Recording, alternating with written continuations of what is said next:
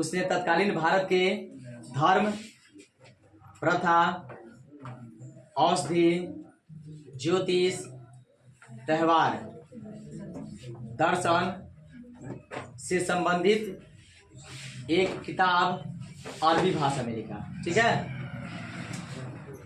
अरबी भाषा में। कौन भाषा में लिखे थे? अरबी भाषा में। यानी कि भारत के टोटल संपूर्ण इसमें अरबी भाषा में अपना किताब लिखा था, जिसका नाम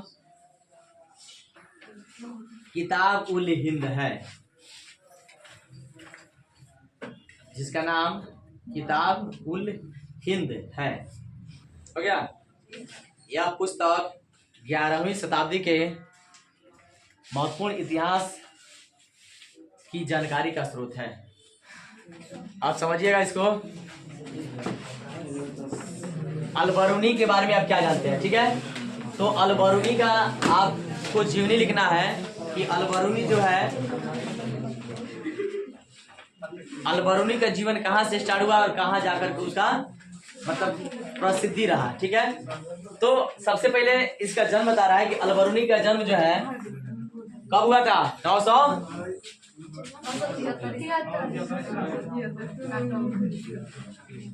अल-बरूनी के जन्म 973 ईस्वी में हुआ था। और आधुनिक भारत के जो उज्बेकिस्तान है, वहां पे उज्बेकिस्तान जो जगह है वहां पे एक ख्वारिज्म नाम का स्थान है ना। तो उज्बेकिस्तान में ख्वारिज्म नामक स्थान पे इनका जन्म हुआ था। ठीक है, और उसके बाद से जब मोहम्मद गजनवी ने क्या किया, इस उज्बेकिस्तान नामक जगह जो था, जो ख्वारिज्म था, उस पर आक्रमण कर दिया। पहले ये न होता था, उसका साम्राज्य छीन करके आक्रमण करके उसको मिला लेना अपने में। तो ये मोहम्मद गजनी ने क्या किया, ख्वारिज्म नामक स्थान पे आक्रमण कर दिया। और आक्रमण कर दिया तो जब आक्रमण करके उसको पराजित कर लिया, तो इस अल-बरूनी को जब भारत आ रहा था तो इसको अपने साथ ले आया। इसलिए ले आया क्योंकि अल-बरूनी जो है एक अच्छा जानकार था, है ना। ज्योतिष का भी जानकार रखता था, अरबी फारसी का भी जानकार रखता था, संस्कृत का भी जानकार रखता था। ये बहुत बड़ा एक विद्वान कहिए इसको, है ना। अच्छा जानकारी था इसके पास। जो इतनी सारी जानकारी था इसके पास, तो इसका तो एरिया को ये क्या कर लिया, उस पर आक्रमण करके उसको जीत लिया और इसको जो है अपने साथ में ले आया। अब भारत लेके आया। जब भारत लेके आया तो पंजाब को भी गजनी ने क्या किया, अपने साम्राज्य में मिला लिया। पंजाब को भी अपने साम्राज्य में मिला लिया। अब जब मिला लिया तो पंजाब में जो भी महापुरुष थे, यानी कि विद्वान थे, पंडित थे, जो संस्कृत के जानकार थे, जो ग्रंथ के जानकार थे। अब देखिए, अब मान लीजिए कि वहां से आया, उज्बेकिस्तान से पंजाब में आ गया, तो पंजाब के लोगों से संपर्क होगा कि नहीं होगा। जैसे हम आ रहे हैं बेतिया से, तो यहाँ के लोगों से संपर्क हो रहा है कि नहीं। तो यहाँ के लोगों को हमको जान रहे हैं, हम उनको जान रहे हैं। उसी तरह से जब वहां से ही आया, है ना, तो आने के बाद क्या हुआ कि पंजाब के लोगों से मिला तो जानकारी इसको बढ़ने लगा। तो यहाँ पे आने का मतलब ये है, यहाँ जब आया तो पंजाब के कुछ ऐसे जो ग्रंथ जानते थे, संस्कृत ग्रंथ जानते थे, संस्कृत ग्रंथ को पढ़ने का भी मौका मिल गया क्योंकि संपर्क हो गया लोगों से और संपर्क भी हो गया। जब पढ़ा इस ग्रंथ को, संस्कृत ग्रंथ को पढ़ने के बाद भारत की विशेष प्रकार की विशेषताओं को इसने पढ़ा, देखा। भारत की औषधि, इतिहास, रहन-सहन, वेशभूषा, है ना, जो है जीवन यापन, पहनावा, मैंने सारे चीजों के बारे में क्या किया, पढ़ने के बाद एक अपना किताब लिखा। और उस किताब का नाम क्या था? कौना दुनिया में तुम रह रहा है। अब इतना ना गर्मी मत हो जाए कि हम जो पढ़ाई पढ़ रहे हैं वो भी दिमाग से निकल जाए पंखा हाँकने के चक्कर में।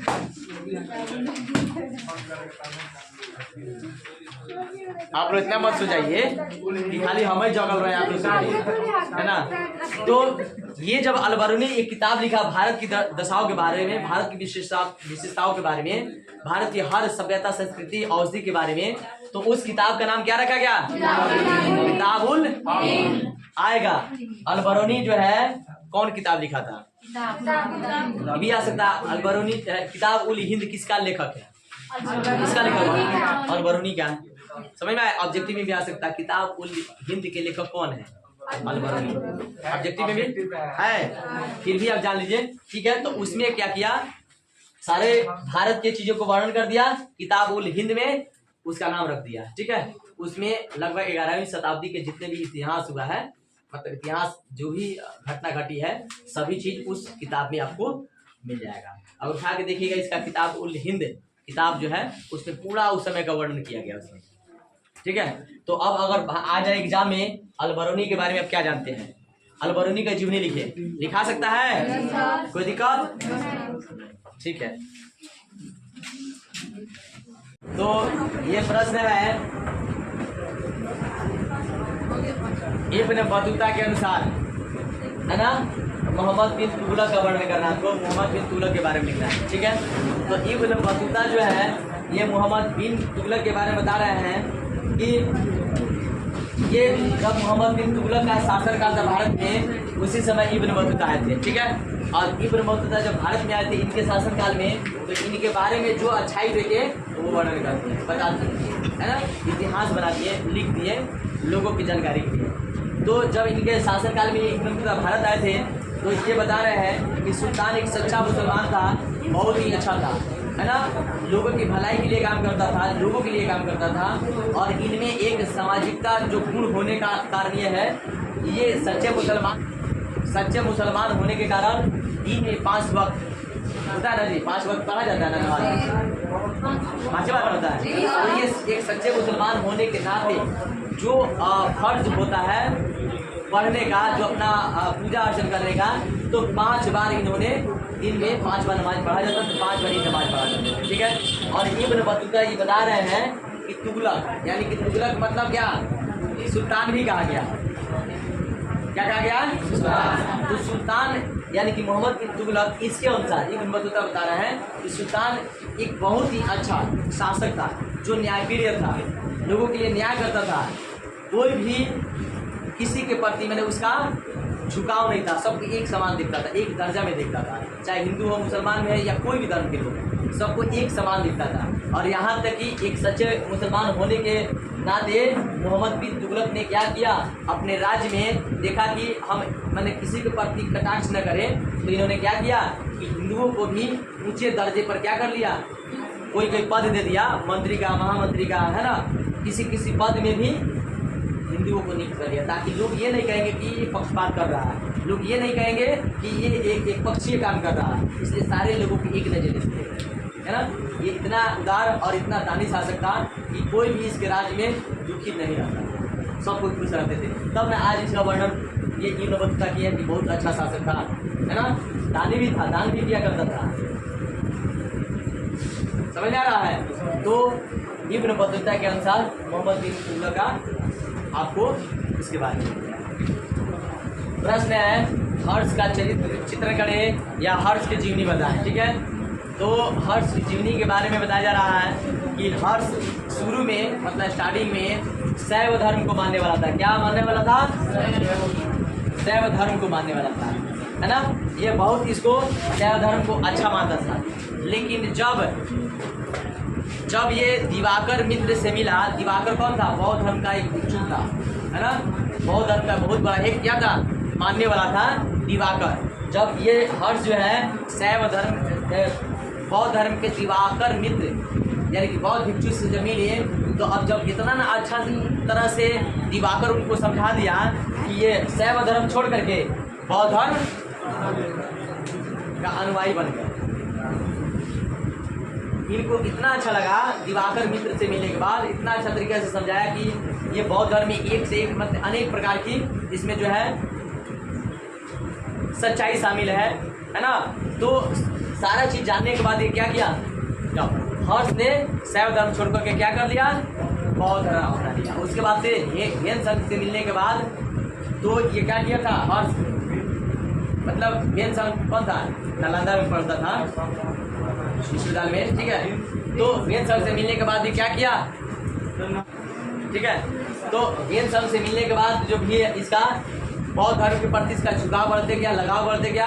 उसके बाद से धीरे धीरे जैसे हर्ष ने बौद्ध धर्म में अपना मतलब की रुचि रखने लगा, तो बौद्ध धर्म का संरक्षण करने लगा।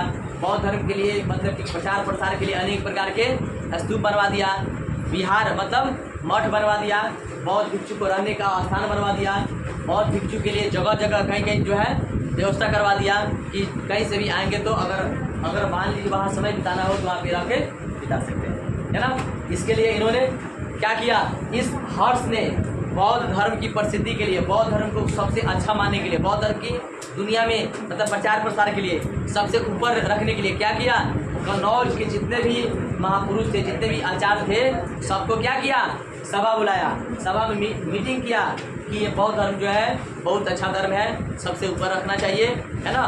मीटिंग बुलाया। उसके बाद से क्या किया, हर्ष ने नालंदा जो विश्वविद्यालय है उसको कुछ दान भी दिया था, ताकि जो भी लोग पढ़ेंगे, जो बौद्ध धर्म के लोग पढ़ेंगे, उनको अच्छा फैसिलिटी मिलेगा, ज्ञान अच्छा मिलेगा, है ना।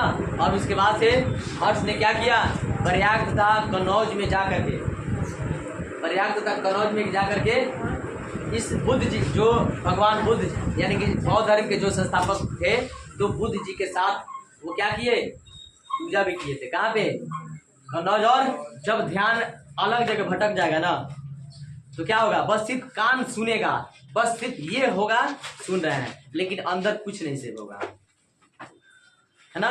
तो ये क्या किए थे, हर्ष बुद्ध जी के साथ प्रयाग और कन्नौज में उनकी सीमाओं में जाकर के सूर्य की पूजा किए थे और शिव जी की पूजा किए थे। ठीक है, तो ये हर्ष का जीवनी हो गया।